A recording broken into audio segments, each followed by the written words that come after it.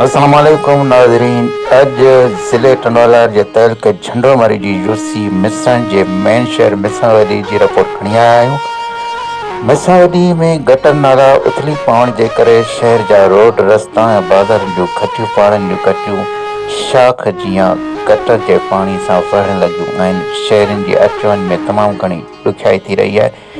नमाज़ी परेशान, स्कूली ॿार परेशान, तमामु घणी तकलीफ़ जो मंज़र तव्हांखे नज़र अची रहियो आहे, तव्हां ॾिसी सघो था। जी नाज़रीन, हिन तक मां शहीद मोहतरमा बेनज़ीर भुट्टो पंहिंजी हयाती में बीठी हुई।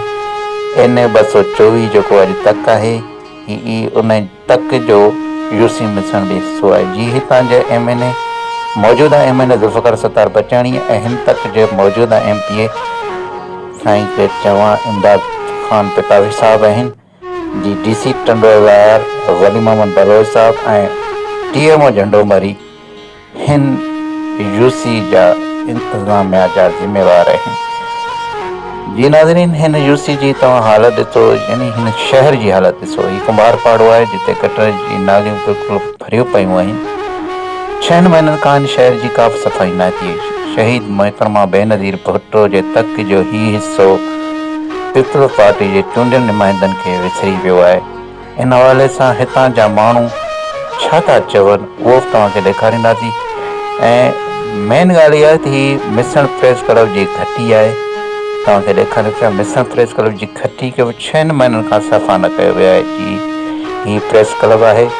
हीअ प्रेस क्लब जो बोर्ड तव्हांखे ॾेखारे रहिया आहियूं। बिल्कुलु मिसण प्रेस क्लब जे गेट जे अॻियां किचिरे जो ढेर आहे। हीअ मेन घटी आहे। असां साफ़ ई मौजूदु हूंदा आहियूं। ये मिसण प्रेस क्लब जी घटी जेका पूर्ण गंदगी सां भरी पई आहे। हाणे तव्हांखे शाही बाज़ार जो पुराणे बाज़ार जो मंज़र ॾेखारींदासीं जिते पेर रखण जी बि जॻह कोन्हे। हीअ आहे पुराणी बाज़ार। तव्हां ॾिसो पाणी सां भरी पई आहे। हाणे तव्हांखे हिन बाज़ार में वेठल माण्हुनि जा व्यूज़ ॿुधाईंदासीं त हिन माण्हुनि जो असली छा मसइलो आहे जो हितां जी ही सफ़ाई नथी थिए। अचो साण पुछूं था। हाँ बंगी आया गटर वाला सफाई वारा अचनि ई कोन था। असीं पाण कॾहिं उछलूं पिया हिते। हाणे असांजो कमु घणो थी उछलण खां। कंहिंखां मुतालबो कंदा? कंहिंसां कंदा? आई कहिड़ी कोन्हे पाण अॻवान गिराई कोन्हे यतीम मिसाण न DC का कंदो, MPA का कंदो, MNA का कंदो, कंहिंखां DC साहब का मुतालबो? मुतालबो करना है। साईं मिशन जी हालत ख़राब लगा था। ॾिसो पाण अच वञ जो बस बंद लॻो पियो आहे। हितां न स्टाफ का अॻियां रोड का बस बंद पियो आहे। घरनि में पाणी पियो वञे, दुकाननि में पाणी पियो वञे। स्कूल जा ॿार स्कूल कोन था वञी सघनि।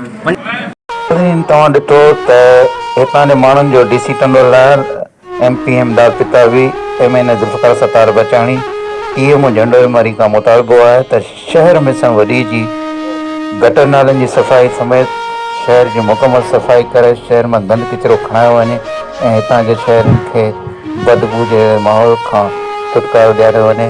रपोन मोहम्मद कासिम मल्ला, मिसणवली टंडवाला।